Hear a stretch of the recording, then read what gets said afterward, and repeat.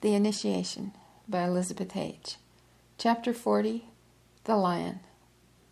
I lie on my knees before Ptahhotep. I do not speak. He understands my unspoken words even when I am silent. Father of my soul, save me. Take this fire out of my body. Give me back freedom. I cannot and will not go on living this way. I lost myself. I am destroyed. I no longer have any control over myself. I can't think anymore of what I'm doing. My thoughts control me and they split my head apart. Help me, Father of my soul. Help me back to the heavenly heights where spiritual clarity, purity, and freedom reign. Give me back my wings so that I may fly again with you on high, like the creative power of God, the divine hawk, Horus, who flies through the universe, creating new worlds. Open up heaven for me again, Father of my soul.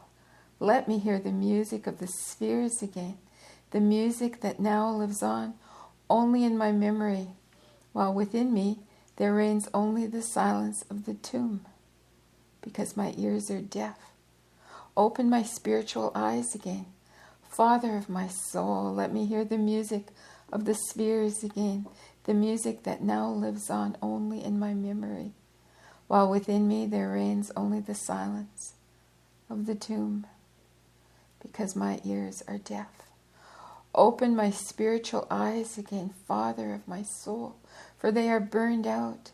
I see the light of heaven and the brilliance of God only in my memory, while within me there is only darkness, as my inner eyes have become blind.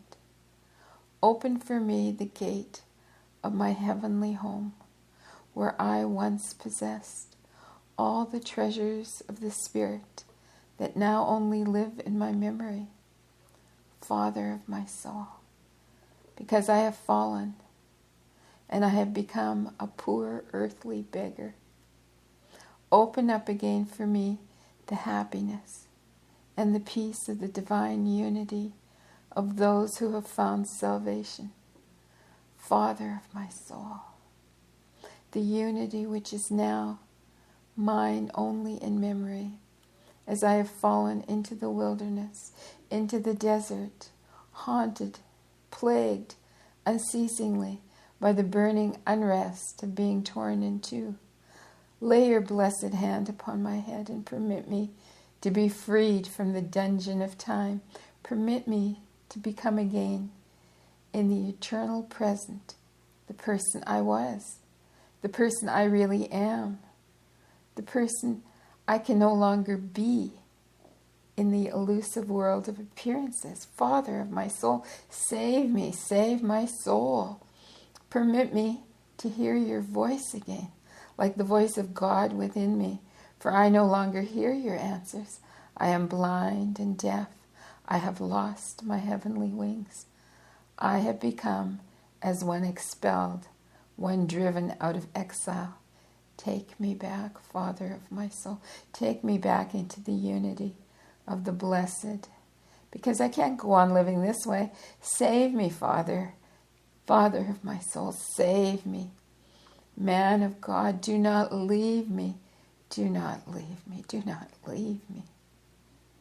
But I hear no answer. I have lost everything. My intellect, that has always been there to help me onward, is foggy. Only hazy thoughts creep through my mind like tired travelers. On my bed in the palace, I lie with one and only thought in my head: to die. I can't go on living. I won't go on living. I am only the shadow of myself. Through the mists of my mind, hazy faces rise up to harass me. Menu crying hopelessly, and Bogar, the despairing eyes of Bogar. I want to die. To die. I used to be the master of my body and could leave it intentionally at will. Now I try it, but without success. I cannot leave my body. It's as if I were nailed into it. I can't leave it. I've become a prisoner in the dungeon of matter. I want to go to the Ark of the Covenant. It will burn up my body, just as its radiation burns up the dead sacrificial animals in the temple, so completely that not even a trace of ash is left. I put on my veil, and I hasten to the temple, through the great hall, and onto the door that opens into the underground passage, to the Great Pyramid. But I can't get through. Before the stone door, I run up against an invisible wall. It begins to dawn in my hazy brain. The lowest frequency of the Ark of the Covenant, ultramatter, materialized hate. Although completely invisible, it protects the forbidden area better than the strongest wall. I try again to break through the invisible barrier, but the unbelievably hard wall of ultramatter stops me unmercifully. There is no mercy for me. No mercy. Slowly, I go back through the long temple passage, past my own little cell. Without thinking, I go in, and I sit down on the stone bench. I sink back into old memories. The room expands from every side. I hear the echo of infinity. And within me, the pictures emerge. A figure wrapped in hazy fog approaches me. I recognize it. The hazy figure I saw in my vision when I was being initiated. It comes quite close to me. Then a flame spurts out of it. The whole figure begins to burn and becomes a fiery being who irresistibly embraces me, encircles me, and penetrates me so that I too catch fire and begin to burn. And then I hear his voice whispering to me, "I told you we would meet again. You belong to me. You will never again be free of me. We will meet again in endless time, in timeless infinity. We will meet again, again." And the echo of his voice goes on, repeating thousands and thousands of times. Meet again, meet again, meet again. "No," I cry, "I will not. I hate you." The figure of the fire laughs. "As long as you hate me, you love me, and I have power over you. You can't get free as easy as that. We will meet again." The echo goes on calling.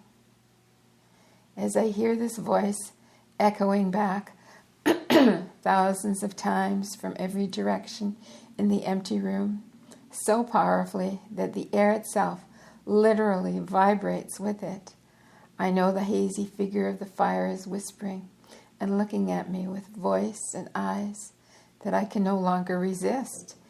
In all the endless lives I was able to remember in the vision I had during my initiation, I was always seeking the same voice, the same eyes, and all the voices that spoke to me. And in all the eyes that looked at me, and all the countless men I met in all those countless lives, in all these men, I was seeking the man whom I love with love eternal and with every drop of my blood, the only man, my man, the image and likeness of my complementary half. Then another picture flashes before my mind, the picture of the man whom I do not love as my complementary half, but as myself. Ima. I could not love him with earthly love because I was always one with him in God. We are bound together by the eternal love of heavenly unity. I will go to him now. I will tell him everything. He will understand me. The unity that binds me to him will lead me like a light in my further travels. This unity will illuminate my darkened path so that I can find my way back into the heavenly home that I have lost, to God. I rush madly out of my cell. I look for him in the neophyte school where he prepares candidates for initiation. I look for him everywhere, peering into every room. I find him nowhere. Suddenly, the young priest appears, who helped me with my last preparation before initiation. Are you looking for Ima? He asks. Yes, where can I find him? You won't find Ima here anymore. He left the temple in absolute desperation. He completely lost control of himself, for his faith was not in God above everything, but in a woman. He rushed away from here in a terrible state. None of us could stop him. He said he'd rather live with Negro tribes than go on living here in the temple because the savages would not disappoint him. The savages do not lie. They do not pretend to be different from what they really are, were his last words before he ran away. Excuse me. You'll never find Ima again. I stand stiff and silent with horror. Oh, Ima, I brought misfortune and despair on you too. The hell within me suddenly becomes 100 times more horrible because of this news. And still I know the young priest is wrong. I will find Ima again. If not in this life, then in a future one. Everything passes away. Only true love never dies. And this wonderful love that stands above and beyond all differences of sex, this love of spiritual unity, will with absolute certainty lead us, Ima and me, back together again. I return to the palace, knowing only one thing for sure, that I must die. Even if I were not a priestess, even if I were not initiated, I would not be able to go on living. But now that I know I have been pulled down, I have pulled down my best friend into hell with me, my mental torture becomes unbearable. All my thoughts and all my feelings balk at the thought of going on living. I want to destroy myself. And again, I make a supreme effort to leave my body, but I can't. I can't die. I must go on carrying within me the fire that's burning me up and destroying my nerves. I can't flee from myself when I lie down completely exhausted to seek relief and rest a bit. I feel as if a mountain were weighing down upon my breast. I can scarcely breathe. Before my closed eyes, I see the blinding fires and flames, red, flickering flames, like the hair of that strange man, like the shabby mane of the lions. The lions. Yes, the lions. I will go to them. And I'll dress myself as if preparing for a chariot ride. The keeper lets me go to the lions because he knows that ever since my initiation, my father has allowed me to go out riding with the lions alone. I go to my lions. They greet me with lowered head and with wrinkled nostrils. They smell a strange scent about me. They notice a strange and foreign emanation clinging to me. I go to Shima and stroke his head. Shugar lets out a loud growl, slowly drawing himself up, ready to leap. Rage and jealousy blaze in his eyes, and the instinct of self-preservation awakens within me. I hurl my will against Shugar, just as I used to guide him with my willpower during our chariot rides. But with a shiver of horror, I realize I can't hurl my will anymore. My will is lame, dead, and the lion leaps. As I turn to run in a flash, I see 3 horror-struck people running towards me. Thistha, Bogar, and the keeper. With all my might, I run out of that court of lions. I feel the hot breath of the lion upon my neck. I feel its muzzle touching me, and then a blow to my head. But I keep on running. I see a door through which I must run into an area where the lions will have no more power over me. And in the door I see a fine, pale figure of my mother. Mother! I cry and I run on breathlessly because I know I'll be safe in her arms. Mother awaits for me with her sweet smile and her open arms, making an extreme effort. I run to her. I fall into her arms. The lion disappears. I am saved. Then everything is dark, and I know only one thing. I am in the arms of my mother, who helped me over the threshold. I feel good. I rest. I revel in the love of my mother, whom I haven't seen for so long. I revel in the peace of love. Suddenly, a great, indefinable power draws my consciousness in some direction, and I awaken. I'm lying on a sarcophagus, and I don't feel my body. My consciousness is hazy. I only know that I want to get up, but I can't. Then I see Ptahhotep and his deputy standing near me, and it is Ptahhotep who softly, gently holds me back. I must remain prone. I am in my spiritual body, which is still connected by the magic thread to my material body of flesh and blood and bone. My body lies embalmed in the sarcophagus, and I'm lying on in the same position in my spiritual body. Ptahhotep and his deputy are near me.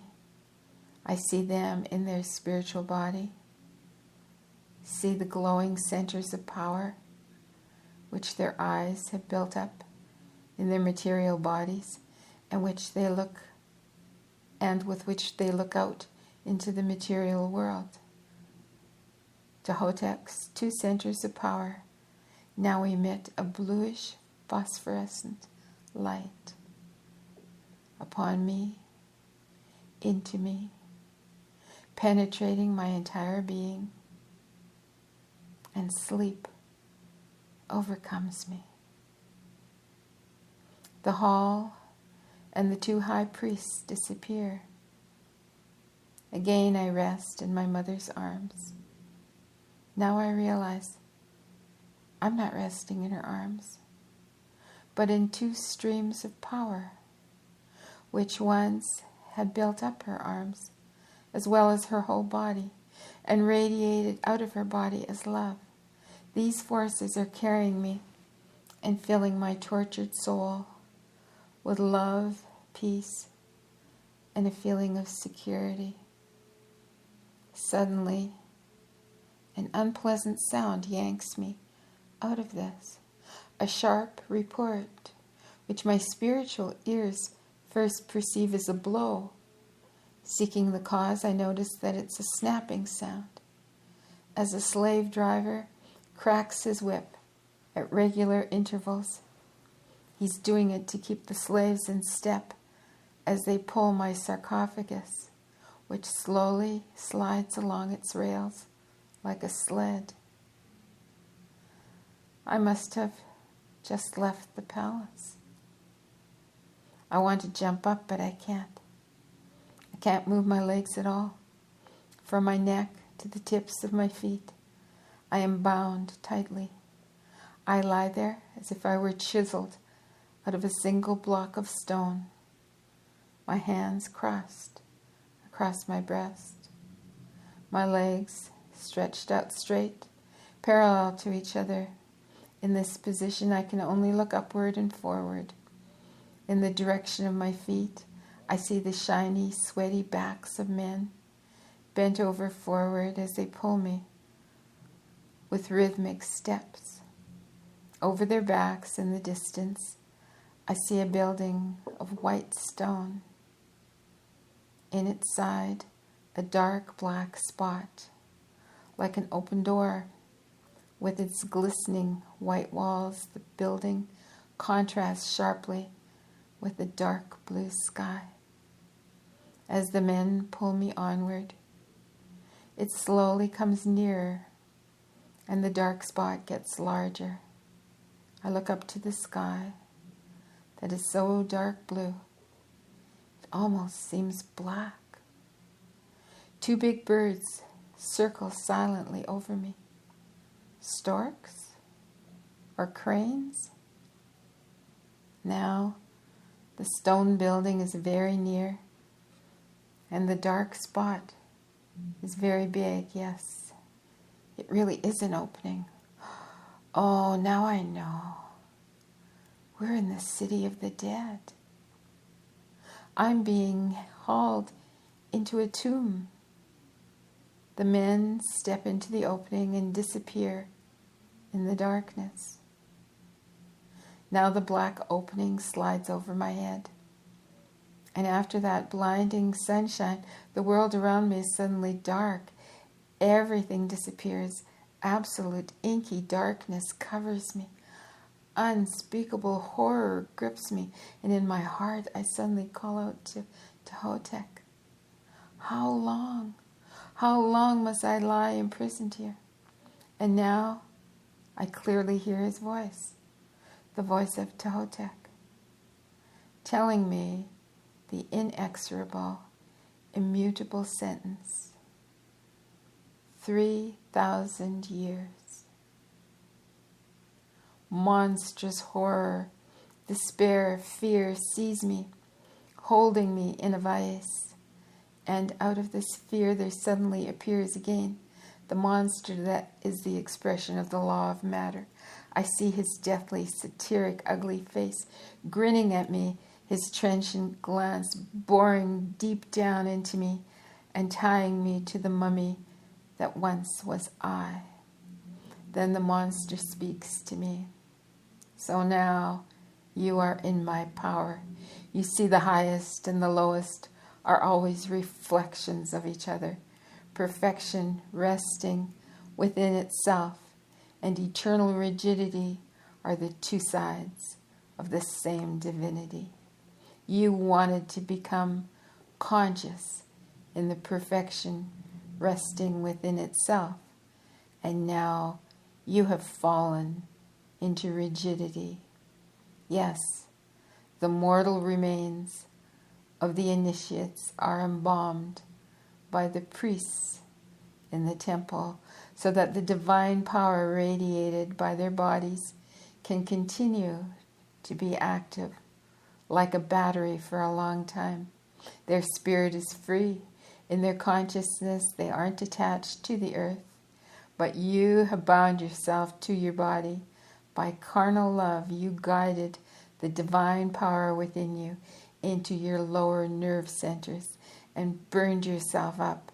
And in this way, your consciousness, together with your spiritual body, are bound to your material body. You are my prisoner forever, whereas the spiritual body of the initiate, through the act of embalming, is attached to his mummy. His consciousness is in eternity, but you are exiled in infinity. Eternity is the eternal present. Infinity is the eternal future, which can never be reached and never becomes present. Eternity never had a beginning and thus will never have an end. Eternity is timeless, present, which has no past nor future. Infinity, however, means a falling out of eternity into the future. Without a present, you wanted to take place No, you wanted to take part in the spiritualization of the earth. Now spiritualize this little lump of earth that was your body if you can. The priestess is lying there, and her consciousness isn't more than a piece of stone. Now you're undergoing the first test of the initiation in the condition of consciousness of matter with a human consciousness. Just try to get free if you can. You are my prisoner. You can't get away from me because you have become I. In your initiation, you conquered me because I had to recognize in the face of your divinely spiritual consciousness that I would not exist without the self. Thus, I had to admit that I am you. And now it's the other way around. You in your consciousness have become matter.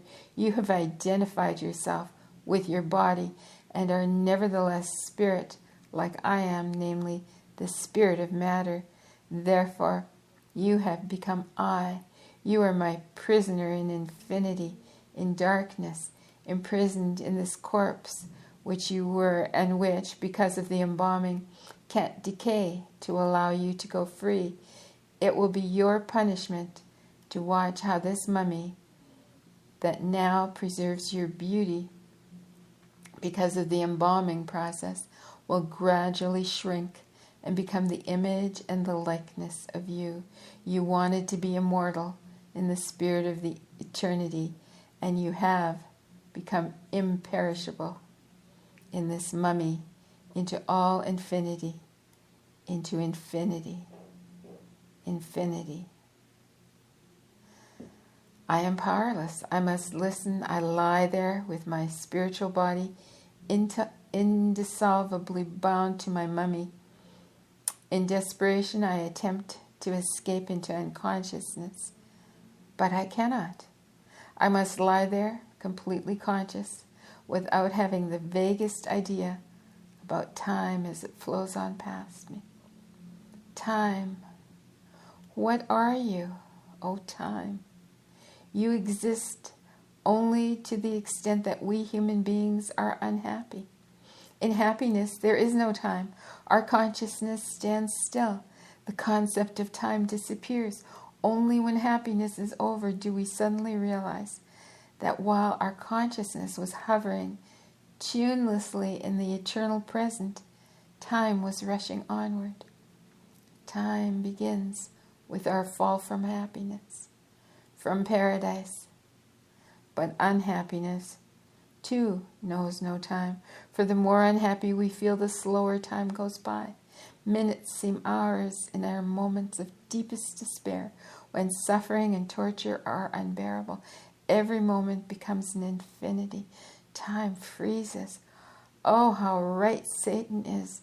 The highest and the lowest are as two alike, as two twins, just like reality and its reflection, appearance.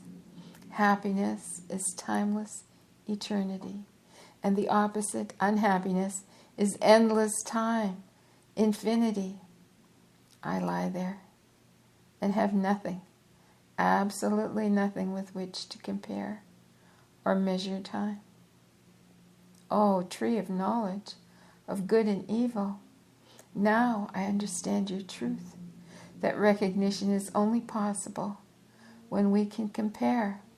How can I know how much time has passed when I can't see the sun, this divine timepiece, when I have no idea what kind of experience of time a day represents in this darkness? That is there to show me time when nothing happens, when only solidified darkness reigns around me.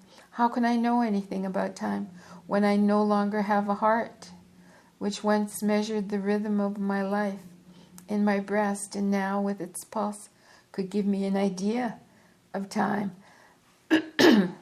Have I been lying here for a few minutes?